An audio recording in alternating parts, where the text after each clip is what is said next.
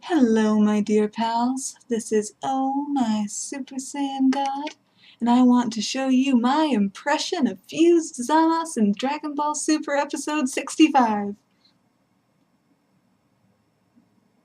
No, really, he spends most of the episode doing this. The previous episode was incredibly strong.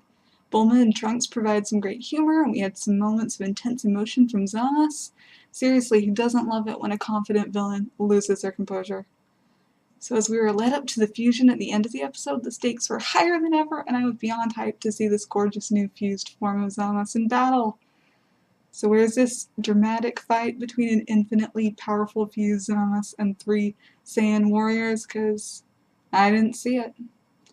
Please don't tell me I waited for this moment only to get Zamasu hardly moving as he floats menacingly in the sky and everyone just spams ki attacks at each other for 90% of the episode. Plus the animation has slipped again. In episode 64 last week I noticed that there was some characters, particularly the Supreme Kai, who looked maybe a little off model, but they still looked nice and moved well. In episode 65 of Dragon Ball Super, well, I think the beauty of this episode is nicely summed up by either this off-model Kaioshin or Zamasu holding a variation on this one pose for nearly the entire episode. Both made me cringe.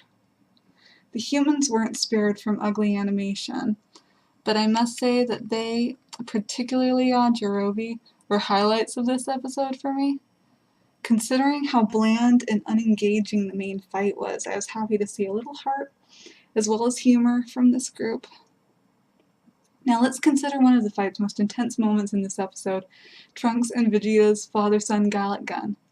I really wanted to love this scene, but all it did was bring to mind one of Dragon Ball Z's most iconic moments, the father-son Kamehameha near the climax of the Cell games.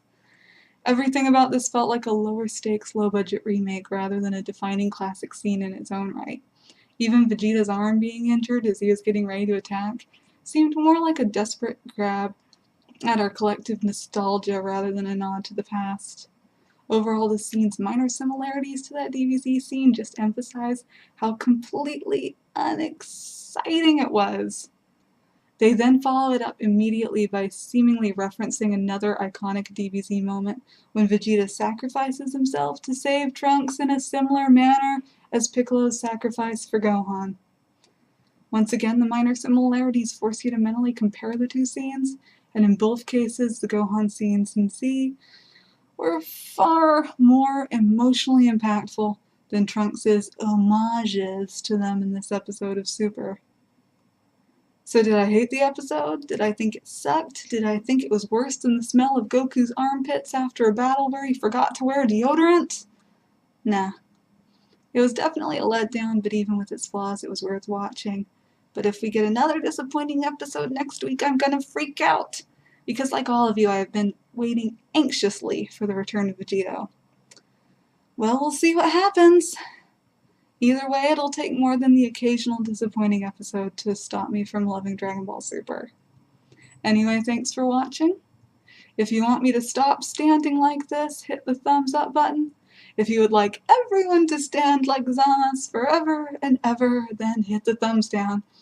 And don't forget to subscribe because this is a YouTube video, and if I didn't ask you to subscribe, then I wouldn't be true to stereotypes.